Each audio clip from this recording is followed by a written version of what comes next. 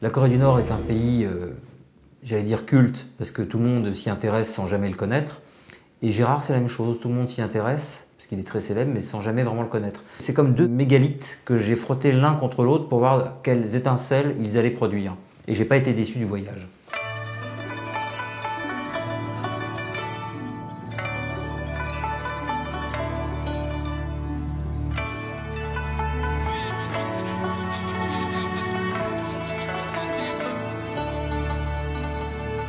Il a sidéré les Nord-Coréens par les questions qu'il posait, par sa présence énorme et par son culot monstrueux.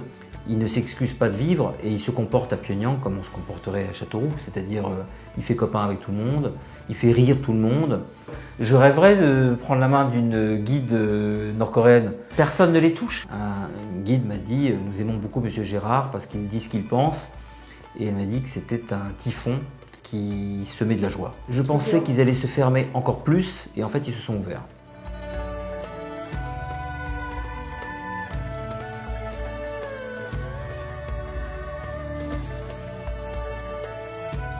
Cet homme a un grade assez élevé au ministère de la Culture nord-coréenne et alors qu'il était au départ aussi mutique qu'un Playmobil, il a réussi 3 jours plus tard, Gérard, à le transformer en Pierre Richard. J'avais l'impression d'un revival de la chèvre. Il le déguisait, il lui prêtait son fauteuil roulant, il lui mettait une clope dans la bouche, il lui demandait combien il avait de maîtresse. À la fin du séjour, il lui a donné 50 €. Le guide en question lui dit « Écoutez, Monsieur Gérard, vous insultez notre amitié, nous ne sommes pas amis pour l'argent. » Et Gérard a fait traduire la phrase suivante « Ces 50 € ne sont pas pour toi, c'est pour ta femme et ton fils, pour qu'elle supporte un con comme tu es. » Et le guide s'est esclaffé, il a éclaté de rire.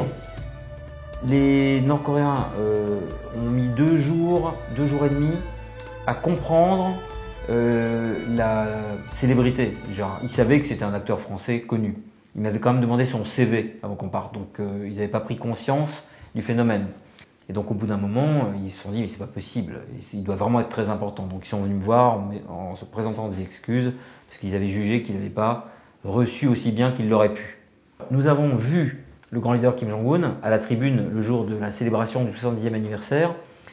Il ne nous a pas reçus en tête-à-tête, mais à un moment donné, Gérard a soulevé, a ôté son panama de sa tête, a envoyé un regard au grand leader Kim Jong-un, et le grand leader a vu Gérard et lui a adressé un signe.